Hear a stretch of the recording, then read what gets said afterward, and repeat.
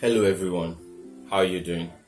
It's Kunle Faiga here, and what a great day it is because today is September 20th, which is World Hydrocephalus Day. And what's this day all about? It's all about creating awareness for the neurological condition known as hydrocephalus. Now, what's hydrocephalus? Hydrocephalus is simply the buildup of cerebrospinal fluid in the brain.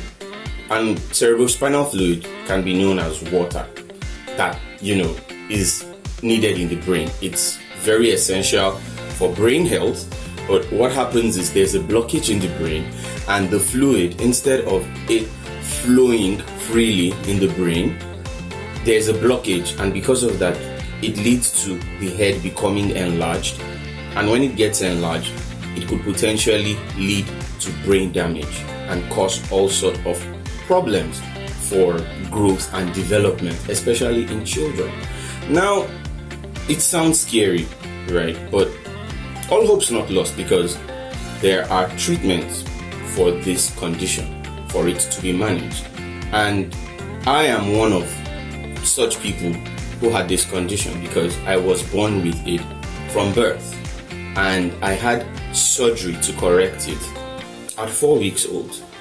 Now, as at that time when I did it, it wasn't even certain that I was going to reach the milestones that a normal growing child would, because according to the doctors then, I was told that I came too late for the surgery.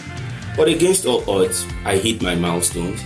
I grew up like every child would, and here I am today. But it's not been so easy because I've faced obstacles. I had seizures when I was growing up, especially in my primary school years, and that was very troubling because that was that's the formative years of a child. And imagine where you're going to school, you're having seizures in the middle of class, you are being mocked, people are laughing at you, they're bullying you. It's very embarrassing, and it can really bring your esteem down, your self-esteem down. But I learned to rise above all of that because the hydrocephalus and the seizures, which is a complication of hydrocephalus, had nothing on me. I rose above all of it. I did everything that was necessary in terms of the treatments that we needed. And today, I'm now a sports writer. I'm a content creator. And I advocate for persons who live with hydrocephalus and other related conditions. And the reason is this, is because I've come to realize that a lot of people think that there is no hope. But I'm here to tell you that there is hope, because 4 years ago, I took the bold step of writing my story. And when I wrote my story, I didn't know that it was going to travel the world. My story has traveled all over Nigeria, where I am from, and it has gone to other parts of Nigeria, Africa, and the rest of the world. Recently, it was published on Hydrocephalus Association, the leading advocacy group in the United States and the world. I really feel honored to have this, but that is a clear reminder that I am not going to rest until that message is preached that there is hope. A lot of people feel hopeless because they think because of the condition it's limiting what the child or what that person can do, but that is not the case. This is me here sitting down recording this video, and that is a testament that it is possible to live a good life. And we should not stop at preaching that gospel that there is hope.